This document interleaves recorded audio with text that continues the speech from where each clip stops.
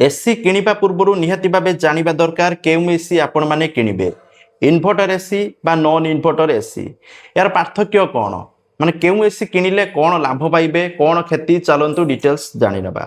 प्रथम रोची non inverter AC. Non inverter AC compressor on off होई तापमान रेगुलेट करे। यह मूल्य होची सस्ता मरामती सहज किंतु डिसएडवांटेजेस होची विद्युत बिल अधिका उठिबो माने इलेक्ट्रिक बिल अधिका आसीबो तापमान अस्थिर आउ ए कंप्रेसर जेतु ऑन बार बार हम से ए एसी चलिले शब्द हुए ठीक अच्छे।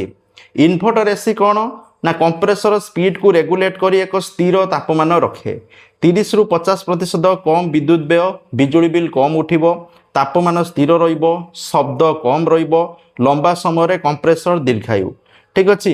मूल्य अधिक मरामती सस्ता नुहे।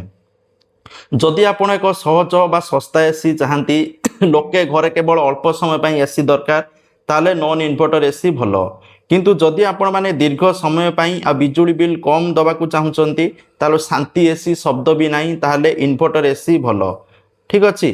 तेणु प्राइस होची नॉन इन्भर्टर एसी रो सस्ता किंतु इन्भर्टर एसी अधिका दाम। एनर्जी आपणकर नॉन इन्भर्टर एसी रो एनर्जी इफिशिएंसी कम आ इन्भर्टर एसी रो उच्च तो ये भाव आपणकर जरूरत हिसाब से आपण मैंने नहीं पारे।